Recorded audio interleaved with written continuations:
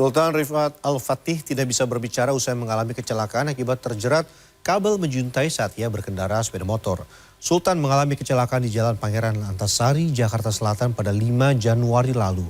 Ayah dari Sultan pun melakukan berbagai upaya untuk kesembuhan anaknya. Terkait pihak yang bertanggung jawab, sang ayah menunggu niat baik mereka, namun tidak menutup kemungkinan jalur hukum akan ditempuh. Sultan Rifat Al-Fatih, mahasiswa semester 7 Universitas Brawijaya Malang, hingga kini belum bisa berbicara. Sang ayah harus membantunya untuk hanya sekedar minum. Dalam wawancaranya di program CNN Indonesia Prime News Jumat malam, Fatih FH, ayah Sultan, menjelaskan kondisi sang anak. Hari-harinya dia tidak bisa menelan air ludah. Itu efeknya. Kenapa? Karena begitu dia menelan air ludah, pasti akan masuk ke dalam paru-paru yang membuat paru-parunya sekarang ini sering terendam cairan air liurnya sendiri, Mbak. Kondisi memprihatinkan ini terjadi setelah leher Sultan terjerat kabel fiber optik yang menjuntai di Jakarta Selatan. Sudah 7 bulan Sultan tidak bisa bicara. Ayah Sultan kini memperjuangkan hak anaknya untuk mendapatkan pertanggungjawaban dari pihak perusahaan pemilik kabel fiber optik. Meski awalnya mendapat tanggapan baik, perusahaan tidak menindaklanjuti kerugian terhadap keluarga dan tidak dapat dihubungi dalam 2 bulan terakhir.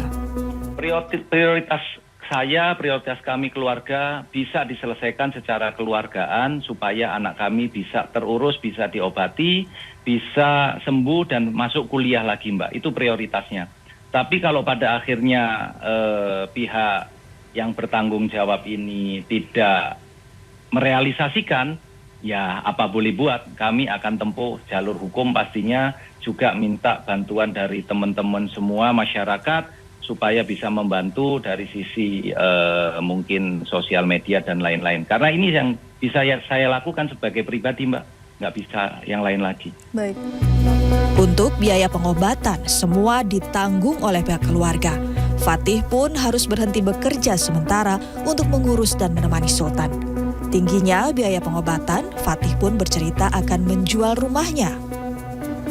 Setelah viral di media sosial, Dinas Bina Marga Provinsi DKI Jakarta sudah melakukan pengecekan ke lokasi kejadian. Dari lokasi ditemukan sejumlah kabel sudah terpasang rapi. Mungkin hari Senin kami akan memanggil para operator, terutama mungkin yang sudah terpasang di sana. Tadi sudah sedikit mengidentifikasi lah kira-kira pemilik operator yang ada di sana siapa gitu. Dan mereka harus ikut bertanggung jawab. Karena memang secara teknis melintang terus mungkin ketinggian yang tidak standar yang mengakibatkan jatuh korban.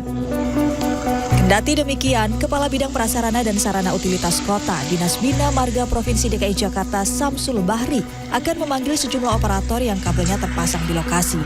Pasalnya, kabel yang menyebabkan kecelakaan yang dialami Sultan sudah teridentifikasi. Tim Liputan CNN Indonesia.